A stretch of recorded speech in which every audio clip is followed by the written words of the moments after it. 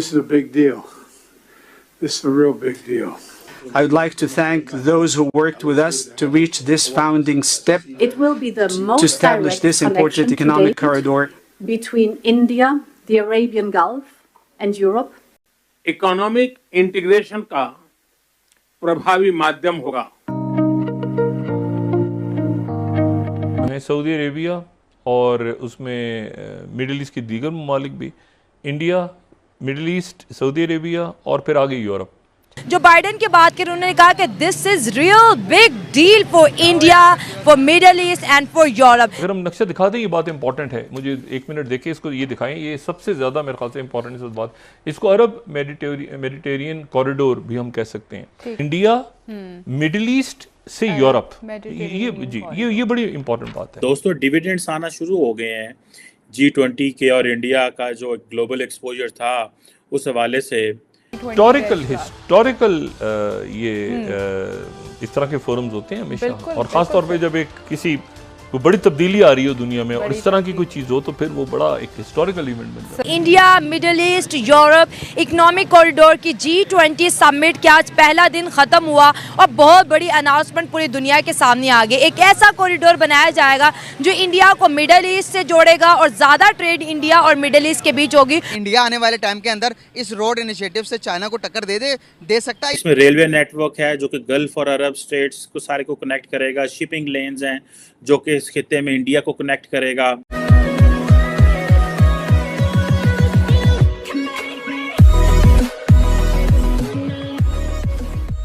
नमस्कार दोस्तों, G20 की जो मीटिंग्स हुई है, अब कमर चीमा का कहना यह है कि भाई इसके डिविडेंड्स आना शुरू हो चुके हैं। डिविडेंड्स मतलब कि उसका जो इंटरेस्ट होता है या फिर जो आपने चीज़ की है उसका बेनिफिट या फिर आप कहें कि प्रॉफिट आना शुरू हो चुका है। और ये चीज़ इसीलिए यहाँ पर कही जा रही है कि जैसे ही यहाँ पर G20 के बारे में बात हुई, कमर चीमा ने उसको अच्छी तरीके से एक्सप्लेन किया है कि कैसे इंडिया ने उसको कल्चरली यहाँ पर एक्सपोज किया, कल्चरली यहाँ पर सारी चीज़ें की गई। और पाकिस्तान के कई सारे पत्रकार हैं जो ये मानना चाहे या फिर न चाहे, लेकिन उनको मानना पड़ेगा डायरेक्टली इनडायरेक्टली भी इंडिया ने G20 को एक अलग लेवल का होस्ट किया है। और कहा तो ये भी जा रहा है कि पूरी हिस्ट्री में ये सबसे सक्सेसफुल G20 था।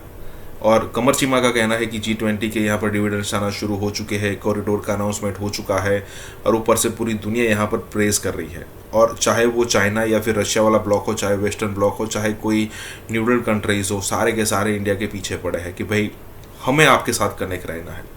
यही बात हो रही है।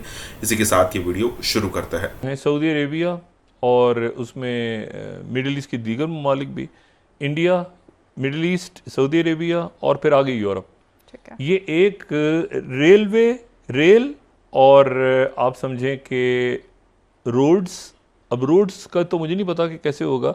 मेरा ख्याल है कि इसमें पहले तो शिपमेंट्स होंगी जो जाएंगी यूएई किसी बंदरगाह तक, और फिर उसके बाद वो सऊदी अरेबिया तक रेल, और फिर उसके बाद वो रेल जो है वो आगे। अगर हम नक्शा दिखा दें, ये बात इंपॉर्टेंट है, मुझे एक मिनट देके इसको ये दिखाएं, ये सबसे ज़्यादा मेरे ख्याल से इंपॉर्टेंट है बात।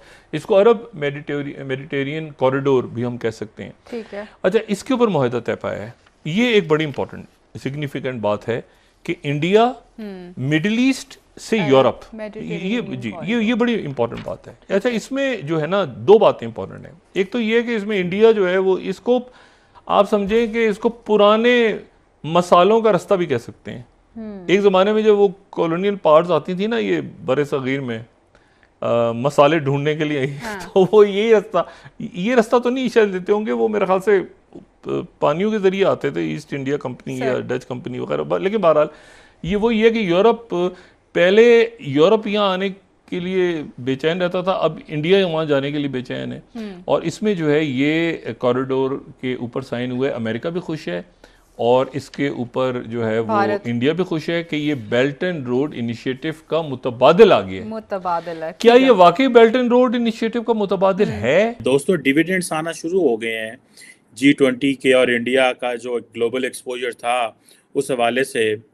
अमेरिका, जिसने काफ़ी अर्से पहले से ये सोच लिया था कि हमने BRI belt and road initiative का कैसे मुकाबला करना है, अब हो ये रहा है कि क्योंकि चाइना का बेल्ट एंड रोड इनिशिएटिव है, तो अमेरिकन वांट के उनके जो इत्तेहादी हैं उनको कुछ दिया जाए।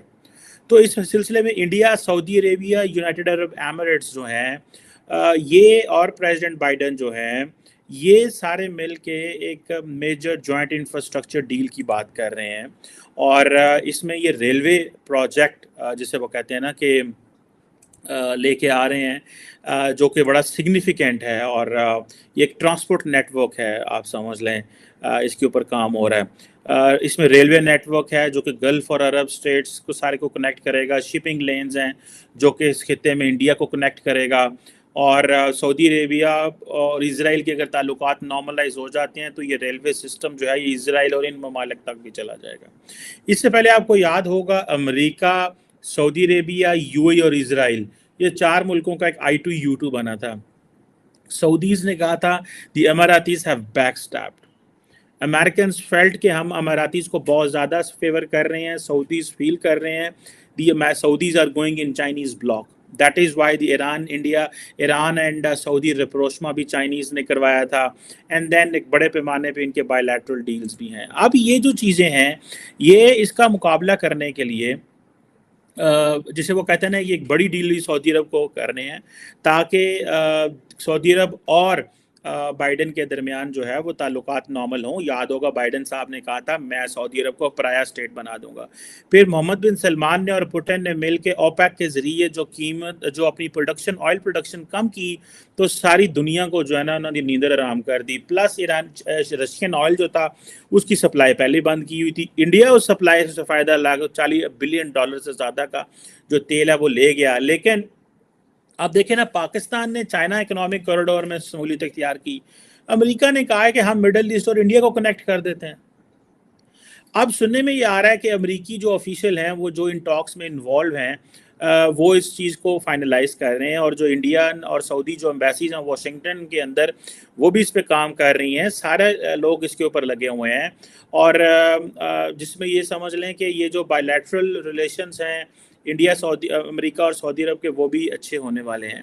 اور اس میں آپ کو یہ بتاؤں کہ اگر یہ ہو جاتا ہے تو آپ یہ سمجھیں کہ the Saudis are going to be back with the Americans, اور امیریکنز نے یہ سمجھ لیا کہ ہم سعودی عرب کو پرایا اسٹیٹ نہیں بنا سکتے۔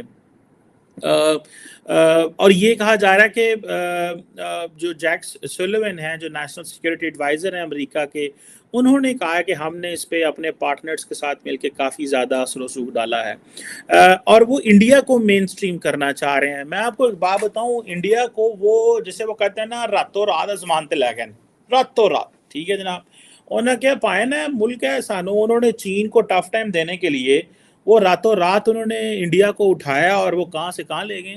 اور اب آپ یہ دیکھیں کہ ایک طرف جو ہے وہ کیا اسے بولتے ہیں محمد بن سلمان جو ہیں انگیجڈ ہیں چائنا کے ساتھ، ایک طرف وہ ان کے ساتھ انگیجڈ ہیں ٹیکنیکلی بیسیکلی محمد بن سلمان کو ٹھنڈا کرنے کے لیے اور انڈیا کو مین سٹریم کرنے کے لیے یہ پروجیکٹ ہے۔